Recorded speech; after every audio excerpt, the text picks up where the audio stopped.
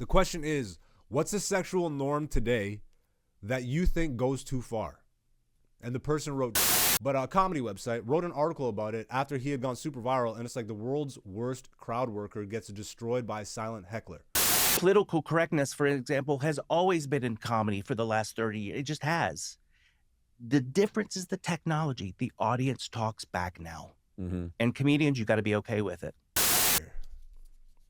Do you think closure is something you get or something you create? This audience member wrote, Cook it up, hen dog.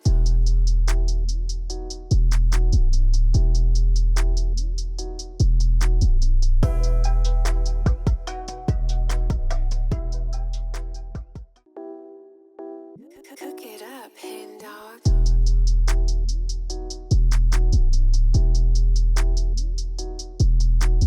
what's going on, beautiful people on YouTube, in the real world, on the YouTube real world? It's your boy Black Zeus checking back in on the channel. Thank you for clicking on this video. I hope you enjoy it. I hope you've been enjoying life. I know that might be a little difficult these days, but we're all getting through it together. Checking back in on the channel on another episode of Not Another Comedy Podcast, the companion piece to my live comedy show called Not Another Comedy Show, which there's new dates coming up. Ladies and gentlemen, we are going to Ajax for the first time. Ajax, Ontario, Thursday, May 28th at the Ajax Comedy Club. Then the next night, Friday, May 29th, going back to Toronto at Catacombs Cabaret. And then June, we return to Hamilton for episode 4 of Not Another Comedy Show, downtown Hamilton, Ontario at Center for Talking Arts. All the links are in the bio. If you are in the Southern Ontario area, come check out a live show, be a part of the community. This is community and comedy meeting together. The whole premise of the show is I get pro comedians, plus I created a little platform for up and coming comedians. We do comedy up front, and then we have conversations on the back end based on audience written answers to these questions in this bucket. So later on in the podcast, I will go through the bucket and pick out a couple that weren't picked. These are all the ones that didn't get picked at the last show. Episode 3 is on YouTube next Friday. That's 1 week from today. Episode 2 is already on YouTube. We're still figuring out how to work with the algorithm gods. Episode 1 did good numbers for the channel, and then episode 2, I think it's just the time and date that I released it. We're still figuring it out, but if you haven't seen episode 2, it is on the channel. All the clips are there. The shorts and all that stuff is popping. But we are here, and this, if you are new to the podcast, not just being a companion piece to the live show, I stopped doing my regular podcast, but I still wanted a space to kind of talk about some of the ideas that are floating around in my head. But I don't want to be a talking head where I just ramble for 2 hours about just bullshit that's happening in the real world. So I give myself a 10-minute timer. I'll go through my thoughts and then just break free from that and go back to comedy conversations or whatever. I will take a moment to all my nerds out there. Are video games art to you? I was thinking about making this an actual episode topic, and maybe I'll do it next episode of the podcast. Are video games art to you? Me growing up, I actually had this battle with so many people because growing up, people didn't consider video games art. And now I they've completely transcended and are widely appreciated and recognized as an art form.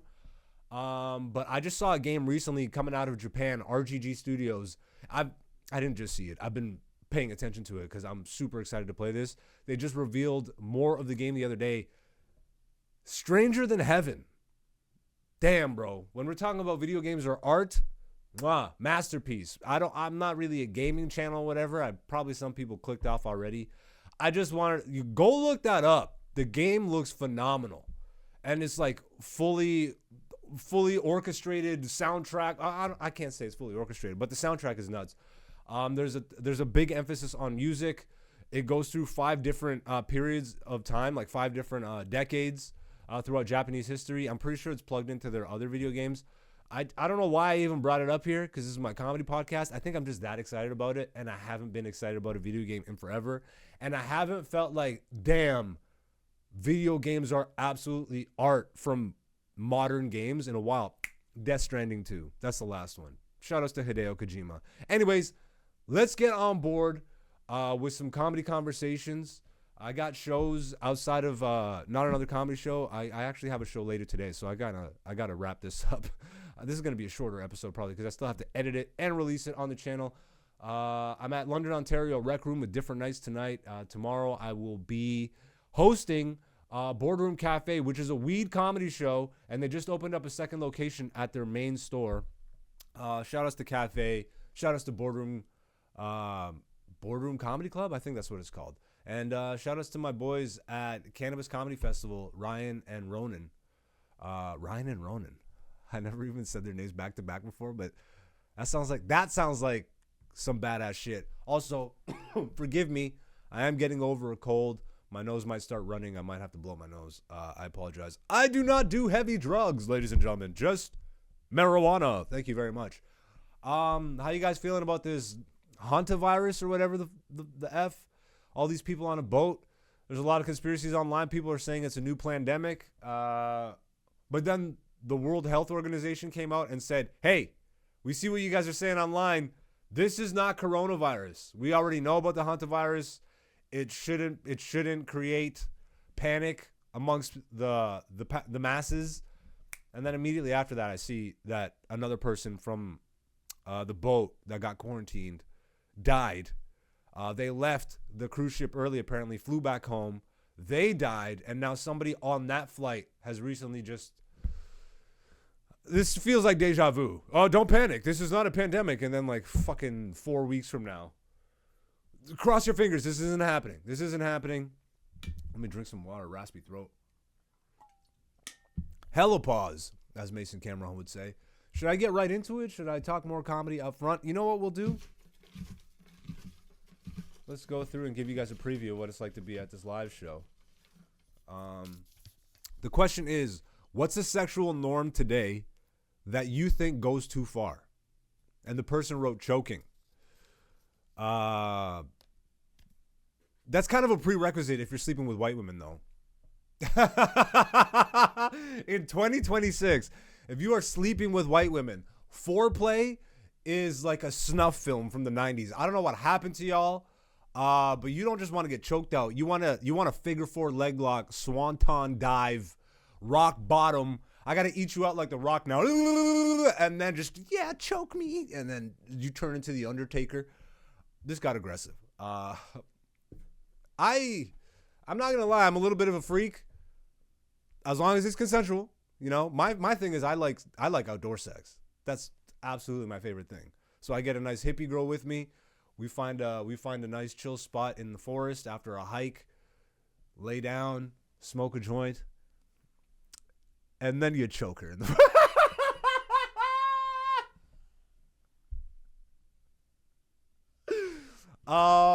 what would be one for me? What's a eating ass?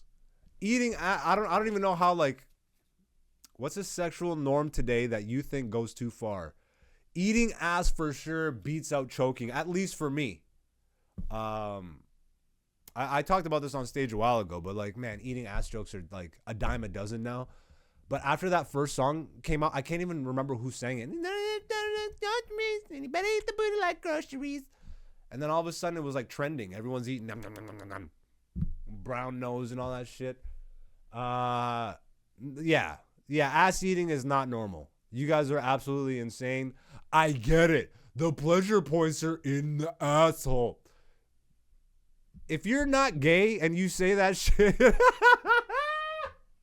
no, man, you don't get it. It's like your orgasms, your G-spot's in your ass. So your girl has to put her tongue in there or a thumb. You start with a tongue, move on to a thumb, and then you got a dick in your bum. That's no eating ass. No eating ass. Not that there's anything wrong with that if you're gay, but if you're hetero, bro. You know, black people just started eating box like I grew up in Canada. Black people just started eating pussy like yesterday, okay? So it'll be another maybe 5 to 10 years before it's super normalized amongst the black community, but I'm not gonna lie. What is this? I keep snapping my fingers and pointing at the screen. This is me sober, so forgive me, please. It's a lot of bouncing off the wall energy. Yeah, don't eat ass. You're a weirdo. Choking. Don't feel as bad as that. Don't feel as bad as I do about the ass eating thing. But again, consent, you know? Freak of leaks, all up in this universe. We have all been corrupted, ladies and gentlemen. Let me blow my nose here. Again, I apologize. This is not professional. Oh, man. I will make sure to edit that. Just... But yeah, I'm going to get into the meat and potatoes of this episode. I'm going to start my 10-minute timer. I already know what I want to talk about. And there's been a lot in the world of comedy that's been coming up or just popping up. So yeah, let me pull up the timer here. Boom, 10 minutes on the board. Again, I might go just a little bit past 10 minutes, but I set this timer so I don't just ramble on and on and on about some friggin' current, what the hell is it? What's the term? Current events? I guess that's what I'm trying to say. There's a cooler way of saying that, but I am in my 30s. Don't give a shit. Timer start. So let us begin. Now, recently, there's a Toronto comedian who's now in the States. I know him personally. I wouldn't say we're friends. We're acquaintances at best. I don't dislike him, though. I actually think he's very funny, and he's a really good writer. His name is Ben Bankis. And to me, there's been an epidemic in the comedy world, especially with the boom of social media. It's not just in comedy, actually. It's just social media in general. I have a really big issue with what it's turned in, like, art into. Art was already heavily commodified. Art and money had already exchanged fluids, for lack of a better term. Like, art's been dead. Money's been backing art forever. And once you get money and art together, the influence is corrupted. At least my personal opinion. But you cannot tell me, like, if you say no to that, you're literally under a rock or you're not an artist. You don't get what the hell I'm saying. But with social media now, there's been a rise in people who just know how to reach a wider audience by being controversial. And Ben Bankis is a right-wing comedian, but I do not think this is a specific right-wing issue. I think it's everybody. I'll just get my personal thoughts and opinions on that out of the way off the top. If you lean into politics for your comedy so you can build an audience because you know, like, there's a large population with the same ideological, like, mentality that you have, you're a fucking bum, you know? And that's not saying Ben Bankis is a bum, because I already said it. He's actually a fantastic writer. But whatever he's done to get himself to blow up is, to me, super lame. It's just super lame. And again, it's not just the fact that he's doing it from the right wing, because I think if you're a left wing, if you're a winged person, if you're politically ideologically driven, you're a bot. Like, there's no other way for me to put this. You're a bot, or you are abusing algorithms, knowing that you can reach a wider audience and just targeting people's basic instincts and emotions. To me, that is just low-level shit. And it's so weird for me to see people as talented as Ben with such a great pen. When I first started coming up, bro, Ben used to scare me on stage because his pen was so sharp, you know? But it's like the complete focus on building an audience through anti-woke or just, you know, and again, I'm going to say this, but I don't like fully agree, but the punching down, even just saying that feels weird to me. But when you make that your whole shtick, it's so effing lame to me. And recently, Ben, who's gone viral many, many times, has actually probably gone the most viral I've ever seen him go recently, to the point where Cracked, which is whatever, Cracked is also, but a comedy website, wrote an article about it after he had gone super viral, and it's like the world's worst crowd worker gets destroyed by a silent heckler. So essentially, he was doing his shtick at Yuck Yucks Toronto. He was doing his right-wing material, and I actually found the clip that went viral. This is it, okay? Triggered girl at comedy show, and this is his posting, by the way. What does it say? Triggered girl at comedy show. That's it. All right, so let's go through this together so we get the context.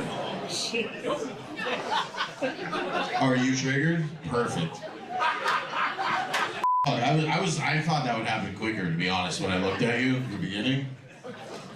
What do you think? Here, this is your moment to speak. What should happen now? If this was your... You're good? This is not okay. This is not okay. Do you have kids? She's just staring at him, blank stare, but she looks disgusted. Look, we could do this the easy way. I'm gonna pause it for a second. The irony of, because he does this, right? And lots of comics do this. Somebody in the audience isn't enjoying your show and you spot it. I see it all the time. And I have ways of dealing with that myself. I never really tear down the person. In my mind, it's always a challenge because I personally feel like I can make anybody in the room laugh. I don't care what your ideology is politically. I could give a fuck. But so many comics today, especially with the crowd work clips and all that stuff, somebody doesn't like your set, so you immediately just start tearing them down. And that to me is just such a sign of weakness. Okay? Now you can absolutely get a funny clip and funny moment out of that. And the majority of the crowd, that is your fans, are going to enjoy it. But why alienate your audience that paid to see you? Maybe I'm old school. You know, I definitely am, because I don't fuck with social media anyways, even though I'm here on YouTube and Instagram and all that stuff. But it's just, he said, "Are you triggered?" to the audience member he noticed wasn't enjoying herself. And then he immediately proceeded to get triggered himself because she didn't respond. And the trick of this is you call out somebody in the audience, you get a response, and now you have stuff to feed off of. And just, so she wasn't giving him anything to feed off. She was just doing this. She was just looking disgusted at him and did it for the entire clip. And I kind of got to applaud her, because most audience members that have that happen to them just completely either break down or end up on social media later on crying and stuff. Because this happened recently with actually one of Ben's friends. An audience member went viral on TikTok because she made a post. She's like, "I saw this comedy show." She didn't even name him because she said it wasn't about that, but just like giving her experience, whatever. Because again, also super weird behavior on social media. You have a bad experience and you start crying, so you turn on the camera. Fucking all you are bots. All of you are bots. But regardless, back to this moment. He literally is like, "Oh, you're triggered?" And she didn't say anything. So he's like, yeah, we could do this the easy way or the hard way, you fucking bitch. Like, I'll continue. Sure, this creature doesn't get into fucking... Make sure this creature doesn't get into parliament, because he essentially now goes even deeper. He's like, if she was a politician, she would absolutely have me canceled or fucking excommunicated or whatever. Fucking right-wing bullshit. Again, left-wing is also bullshit. So if any of you are in my comments trying to be like, you're woke, you're a fucking moron. And you have your emotions too wrapped up in bullshit that's out of your control, and you are easily manipulated, and you go watch, nigga. Who gives a fuck? Again, I'm not trying to... Ben is so much bigger than me in the comedy world too right now. Like, if you were to even see a clip of this, I'm sure he would start chirping me and just say I'm fucking jealous or whatever. I just need farming content or whatever, which to me, this is farming content when I know how good a comedian you actually are. Comedy has just gone so far downhill. I only have like 2.5 minutes. But essentially that's the gist of that clip. And I recently saw Zack Galifianakis on the Conan O'Brien podcast. Zack Galifianakis, mostly known for his acting in the Hangover movies. To me, I know him originally as a comedian. Growing up, one of my favorite comedy specials, Zack Galifianakis live at the Purple Onion. I'm pretty sure it's still on Netflix. If not, you can find it online. It is a masterclass in comedy. And ever since I saw that as a teenager or maybe young adult, I was hooked. I'm like, this guy is legit. Every time he went on Saturday Night Live, he crushed. Any movies I went to see, any of his comedy, just absolutely gangbusters. He does this character where he plays his own gay brother. Super funny stuff. He went on Conan recently and said something that really stands out. I'm going to actually stop the alarm, because look, I have 1:25 left, so I'm going to play these clips and kind of wrap up that portion of the show anyways. I just don't want the alarm bell to ring when when I'm playing this clip, okay? So I'm going to pause this real quick. And now we're going to go back to this clip. And listen to what Zach said. It just stood out so much to me. Political correctness, for example, has always been in comedy for the last 30 years. It just has. The difference is the technology. The audience talks back now. Mm-hmm. And comedians, you got to be okay with it. That's the only thing that's changed. Yeah. Not political correct. That did not, for sure, it happened many, many years ago. But what really changed is if someone comes and sees you live and they don't like it, and you've said something, they're going to either videotape it or get it. So it's weird. Yeah. It's all very strange. Yeah. What he says is so right. And what I feel like is happening now, just because of social media and everybody's empowered, everybody has a voice or whatever, it really feels like we've stripped ourselves of our humanity, man. Anytime I hear a comedian who gets ripped online for being a piece of shit or whatever, it's usually 9 times out of 10 these ideologically driven, politically leaning comedians. It's usually these people who are just like woe is me, complete lack of empathy type people.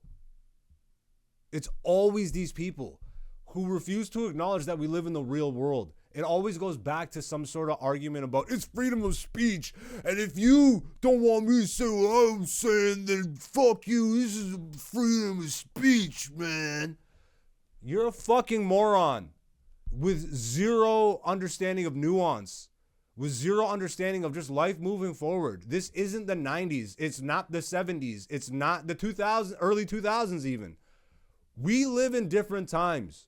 Your audience is going to follow you home, and like not follow you home literally, but follow you home on the screen. And if they have a bad experience, they're going to say something, and that might go viral, which, I mean, usually the type of people that have that happen anyways don't mind that because it's free publicity to them. But to make this argument of, yo, why are snowflakes coming to the comedy clubs? I think says so much about you as a human being. You're just whack. You lack understanding. You lack depth to your character. You're a bot.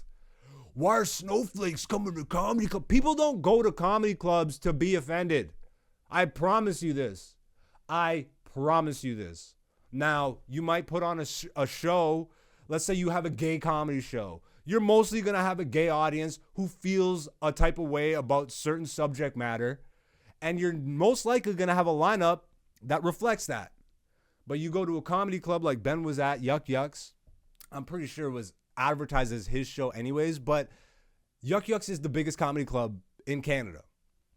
People are just going to go out on a Friday night. Even if you're a big name, people are just still going to show up not knowing you. And if they're not having a good time, who gives a fuck? Is your ego that fragile? Or are you just clip farming? Because you already know the rest of your audience, the majority of your followers and fans, they want that shit. They want you to be a piece of garbage and just tear into somebody who just came out for a good night. I feel like the bar is so low now. And there's still so much good comedy. Don't make it out that I'm saying like, oh, all comedy is this left or right leaning bullshit. No, man, there's still so much amazing comedy, amazing comedians, amazing amazing penmanship, good writers. But the social media has shown such a big light, has given so much more of a platform to people who honestly would have went by the wayside or would not have existed in the way they do now. And it's not just comedy. You got your spiritual gurus on social media. You got your content creators. You got your left politic people. You have your right politic people. You have your friggin' the conspiracy theorists, the gloom and doomers, the friggin' yay, life is just this. It's all farming. You're all farming now. And that's been my biggest problem coming up nowadays. Because I promise you, 10 years ago, 15 years ago when I started, I could have flipped the switch like that. Like that. I could have easily flipped the switch and been like, yo, I see the trends. I see the wave. I see where things are going and what's being pushed on social media. Fuck it. Let me tear my own art down, my own artistic style. Let me dumb myself down and play. Because, yeah, comedians, we're all characters to some extent, especially if you're online. But now it's literally like, and I talk about this at my live shows. So come support a live show. It's like ideologically driven bullshit because you know you can hit basic thinkers with money.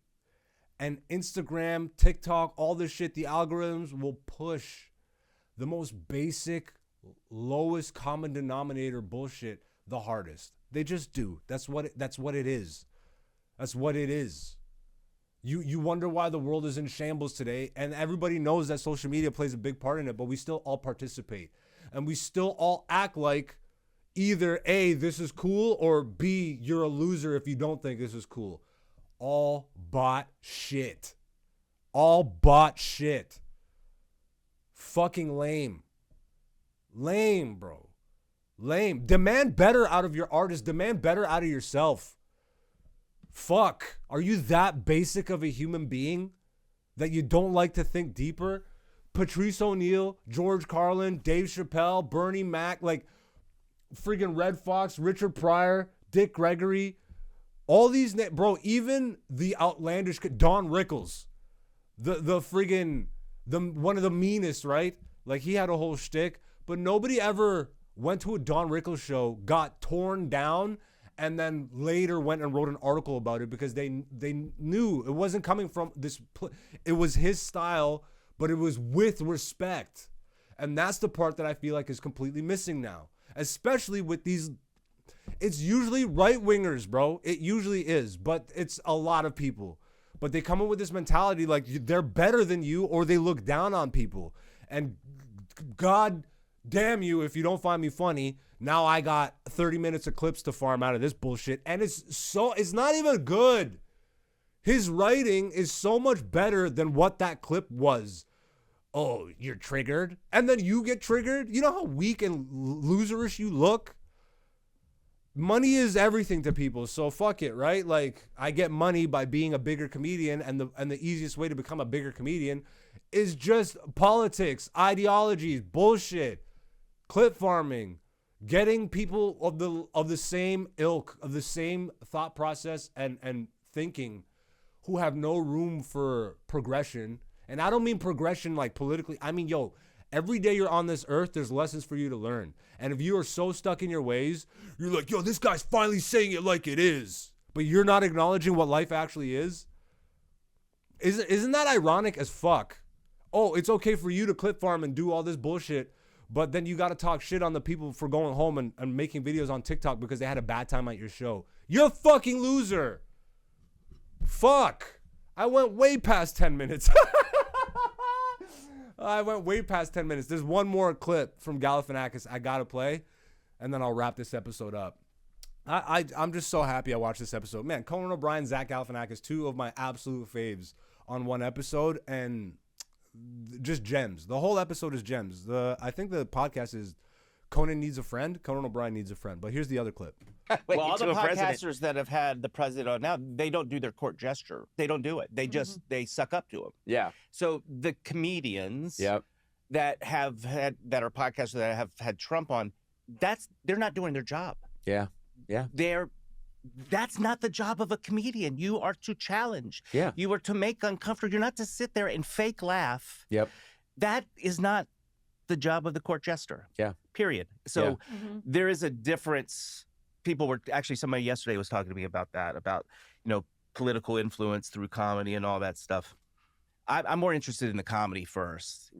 Bingo. Where's the funny? This is all clip farming bullshit. You're not even getting your own thoughts out. It's almost like you're just getting the thoughts out that people want to hear, which will blow up your ticket sales, which will blow up your tour dates and all this stuff, right? That's not the job of the court jester. That's not the job of the comedian. Is to placate to the audience, is to placate to your to your guests on your podcast. Like Zach said, having the president on your podcast and not calling bullshit on what they're doing. You're a fucking bot. You're doing what you know will benefit your career, and that's it. You're not an artist. You're not an artist about this shit, and that's fine. You know, because that's what the world is. And very few people nowadays actually want to be an artist about their craft. Nowadays, it's about going viral. It's about blowing up. It's about just selling out and getting ticket sales and getting sponsorships. Oh, BetterHelp, everybody. Listen to fucking type in you're a fucking bot on BetterHelp for a fucking 30% discount. You depressed bitch. Like, it's the new energy drink. It's big dick energy. Fucking bullshit, bro. Art is dead. So find the art that's most meaningful to you, and hopefully you're not a bot. Because you know what's funny? You know how many people find that shit meaningful? So, but that's the way the world is. You can't fight it. It's just what it is. That's my little tirade. I think I went double time on that. Apologies. I know I have the timer, but again, episodes are way shorter than what they used to be. Let's wrap this episode up with maybe 1 or 2 questions from the bucket. And before I read this question, again, we are on the road with Not Another Comedy Show, Ajax, May 28th, Toronto, May 29th, and Hamilton, June 12th. Tickets are in the bio. Comedy and community meeting together. Comedy up front, conversations on the back end. This is Not Another Comedy Podcast, the companion piece to the live show. And let's see here. Do you think closure is something you get or something you create? This audience member wrote, create, make your own peace. Bro, that's perfect. 100%. You are not owed closure. I'm sure you've had a bad breakup and you just writhe over it. You like lose yourself over it. You're like, fuck. I just need to talk to this person one more time so I can understand. Bro, I've been there many times. It's my favorite lesson in life, and the one that's probably been the hardest for me to actually grasp. I do now, but in my teens and early 20s, the hardest thing that I kept seeing pop up in my life through relationships, through dating especially. You can lead a horse to water, but you can't force it to drink. Stop trying to save people. It's not your job. Getting closure is also, that is your job. Closure is something in the mind. Somebody else can't do that for you. Even if somebody wrongs you, it is on you to close that mental loop. Because if you go back to that person, and this has also happened to me, I'm sure it's happened to you guys, you go back for closure and it actually makes things worse. Now you have even less understanding of what just took place and even less closure. You have to find peace within yourself. Just bottom line, you have to find peace within yourself because the world doesn't owe you peace. That's all internal. You have peace internally, guess what? You will see peace in the world. If you have fucking psychotic energy inside, guess what you're most likely going to see and latch onto in the real world? Psychotic bullshit energy. Let's read one more and get on out of here. All right. Do you think emotional cheating is worse than physical cheating, and why? This is a great question. Nah, physical cheating is crazy. Is crazy as there's some emotions attached, and it's a lot worse in my opinion. Let me read this again because some of these people's writing is like doctor writing. Nah, physical cheating's crazy as there's some emotions attached. But it's a lot worse in my opinion. Yeah, obviously, yeah. Physical cheating is absolutely worse. I would say I agree with that. Physical cheating, but there's so much emotion wrapped up in it. And again, I'm coming from the male perspective, right? Usually, I've heard this growing up, but I've actually experienced it many, many times over. Men are kind of retarded. We're dumb, and we cheat out of physical attraction mostly. But when women cheat, it's to scar you emotionally. And they usually, again, there's always exceptions to the rule, right? But they usually end up physically cheating after enough emotional damage has been caused to them, you know? And instead of only sticking to the emotional damage back to you, let's actually stick the knife in and twist it. Let's go fuck some person, you know? But 100%, because like emotional cheating, they both suck, but it's definitely physical. It's definitely physical, because once you actually commit physical acts, like that goes so much further beyond just words and thoughts and actions.